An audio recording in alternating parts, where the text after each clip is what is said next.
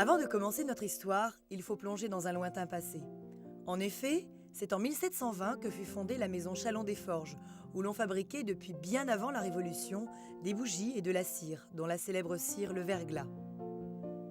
Les derniers blanchisseurs de cire seront les grands-parents, Georges et Francine. En 1964, M. Metz comprend qu'il est temps de se reconvertir. Nous sommes en plein boom du bâtiment et c'est alors que l'on commence la construction de la source. Monsieur et Madame Metz rachètent l'entreprise Morin, rue Marcel Belot à Olivet. L'entreprise SEG, Jean-François Metz, est née. Et notre histoire peut commencer. Monsieur Jean-François Metz a racheté la branche entreprise peinture vitrerie à l'entreprise Morin, qui avait également un magasin de droguerie. Là où on est, c'était les bureaux.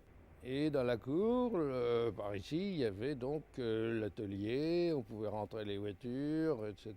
À l'entreprise Metz, à l'époque, en 70, j'étais comme une entreprise maîtreur.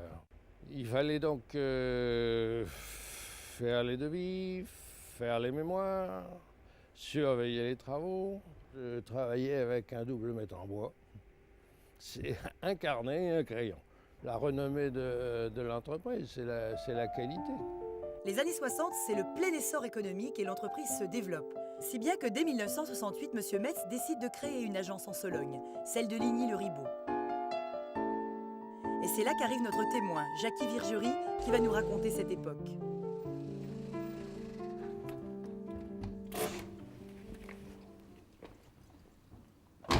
Je suis rentré ici à l'entreprise Metz le 5 août 68.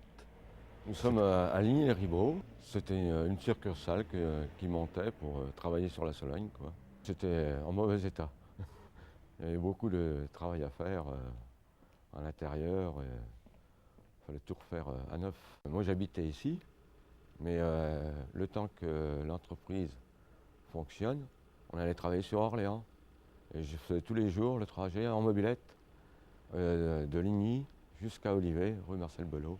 Dans les premiers jours, j'ai peint les fenêtres à petits carreaux. Mon chef il a commencé à me respecter parce que j'avais mis trop de temps. C'était une bonne entreprise. Sinon, je ne serais pas resté 35 ans. Bon, j'ai eu d'autres occasions de partir, mais quand on réfléchit bien avec les avantages et l'ambiance, alors on reste. Les années passent, nous sommes en 1974. L'entreprise a déjà 10 ans. C'est alors qu'arrive Roger Lescaut. Et c'est sur le site de son premier chantier, rue du Gros Raisin, que nous l'avons rencontré.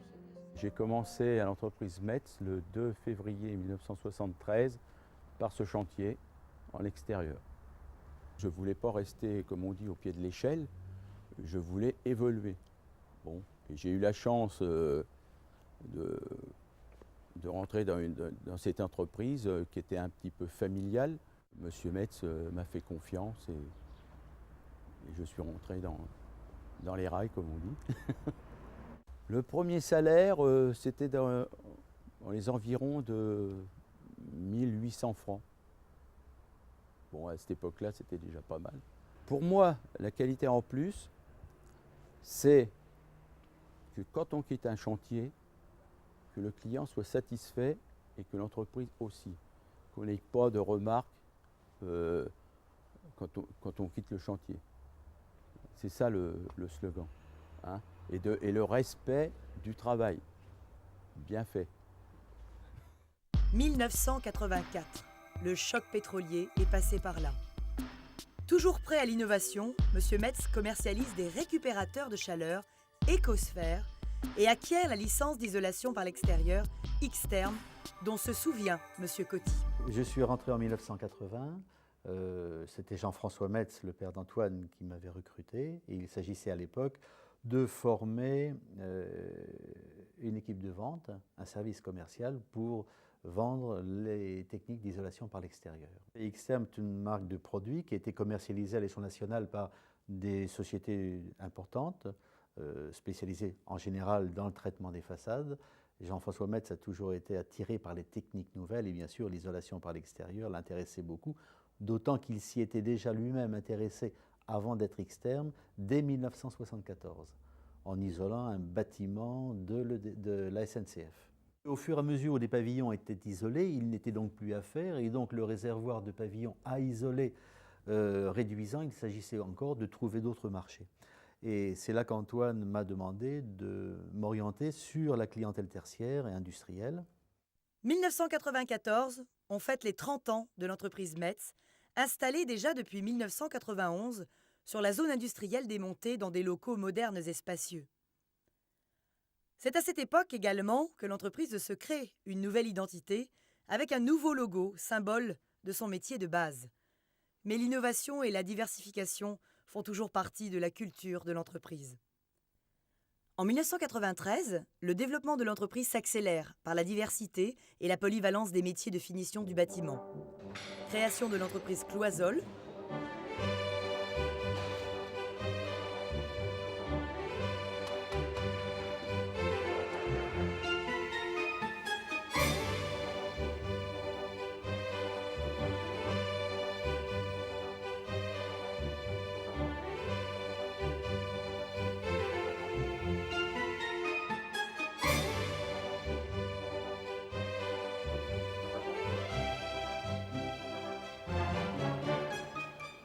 Pour répondre à la multiplication des enseignes, Antoine Metz fait appel aux compétences de Christophe Guérin, qui intègre alors l'équipe de direction. Rachat de l'entreprise Eusono en 1996, devenue depuis Sol Technique.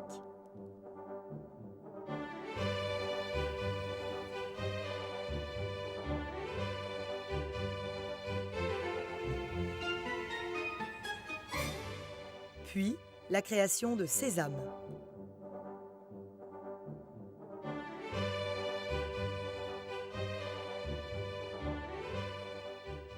En 2001, c'est le rachat de l'entreprise Coolmo.